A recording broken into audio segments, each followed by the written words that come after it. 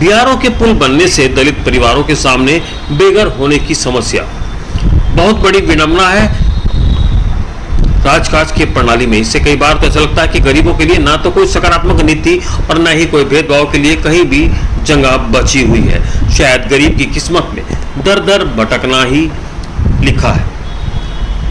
ये ताजा मामला थराली तहसील के अंतर्गत कुलसारी के कुछ दलित परिवारों के साथ हो रहे अन्याय का सामने आया, जिनके सामने अपने घर मकान होते हुए सड़क पर रहने व सोने की स्थिति पैदा हो गई। सड़क और पुल बनाने की एवज में दलित परिवारों को बिना मुआवजे और रहने की व्यवस्था किए बगैर घर बर्बाद किया जा रहा।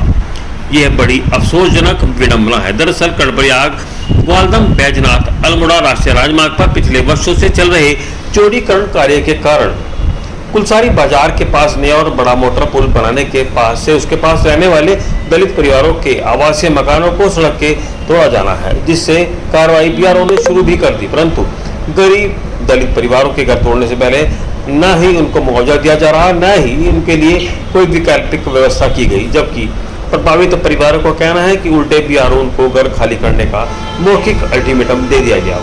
यही नहीं, बिना किसी ज्वाइंट इंफेक्शन के गरीबों के फलदार पेड़ और साग सब्जियों के बगीचे मिट्टी में दबा दिए गए, जिससे इन गरीबों की दहशत बढ़ गई कि भाई आप अपना पता दो, आपने हमको अल्टीमेटम नहीं दिया। जो भी काम होता है पहले अल्टीमेटम दिया जाता है।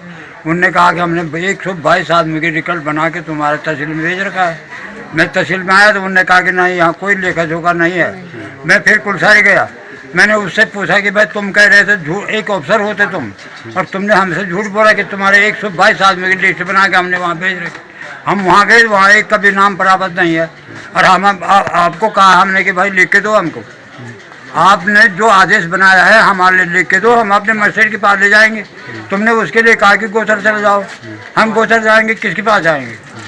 कौन पूछेगा हमको वहाँ? और तुम्हारे के लिए यहाँ पर ये मार जबरदस्ती करे, मिट्टी मत डालो। मेरे 8-10 पेड़ फलदार हैं, आम के उसके कागजी नींबू के पेड़ है, अमरूद के पेड़ है, छोटे मेरे आपके जो आवासीय मकान है कब तोड़ने के लिए कह रहे हो? ये तैयार बोले इसको हटाओ, बोला। मैंने कहा मैं बिगड़ लिखा का मकान नहीं हटाऊंगा साहब, मैं बिगड़ लिखा का मकान नहीं हटाऊंगा, मुझे यहीं दबा दो। आप बुलडोजर चलाओ, मेरे अंदर चारपाई लगी है। मैं इस पर कई सालों से कुर्बानी करके जिलाधिकारी के यहाँ से मेरे को आदेश मिला कि आपको ये ज़मीन काउंटर में मिली है, आपको पट्टा दिखाई दिया, वो पट्टे की नहीं मान रहे। किसान जोत भाई दिखाया, वो उसको नहीं मान रहे हैं और कह रहे हैं कि जल्दी हटाओ। 15 दिन का टाइम दिया गया, 15 दिन में हम क्या करेंगे साहब, कहाँ जाएंगे? कुमारी काजल है, मैं कुलसारी निवासी हूँ। और हमारे जो यहाँ पे हमारे खेत है, सब कुछ थे, हमारा उपजाऊ भूमि थी, वो उन्होंने उसमें ज़बरदस्ती उन्होंने मिट्टी डाल दी है। तो हम चाहते हैं कि सर हमें मिट्टी डालने से पहले हमें एक बार पूछना चाहिए था। हम इसी अपील को लेके हम जिलाधिकारी के पास आए, तो एसडीएम साहब जी ने हमें आश्वासन दिया है कि हम कल प्रशासनिक समूह को लेकर आपके वहाँ एक बार मौका पे आएंगे। उन्होंने आपके खेत में मिट्टी क्यों डाली, क्या कारण था? कुछ कारण नहीं था सर, वहाँ पे पुल बन रही थी, तो बनने के पश्चात बीआरओ वालों ने कहा है कि आपका नाम हमने दे दिया है। हमने जब रोका तो उन्होंने ज़बरदस्ती बोला कि आप हमको नहीं बोल सकते, आप वहाँ जा सकते हैं, जिलाधिकारी के पास जाओ, उनके पास हमने आपका नाम दिया है, आप वहाँ पूछो।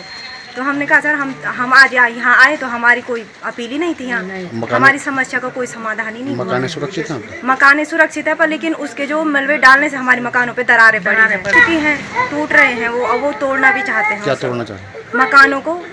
हमारे फलों के पेड़ थे, उन्होंने वो पेड़ भी तोड़ दिए हैं। हल्दी थी वहाँ, हल्दी भी निकाल रहने की व्यवस्था की उन्होंने? कुछ भी नहीं किया। हमने मुआवजे की बात की तो उन्होंने कहा आप आगे जाके बोलो। तो हम यहाँ आगे आके आए तो यहाँ तो कुछ था ही नहीं, ना बीआरओ वाले ने तो कुछ दिया ही नहीं था यहाँ पे अर्जी लिख के। हम घर से बेघर हो चुके हैं, हम सड़क पे आ चुके हैं।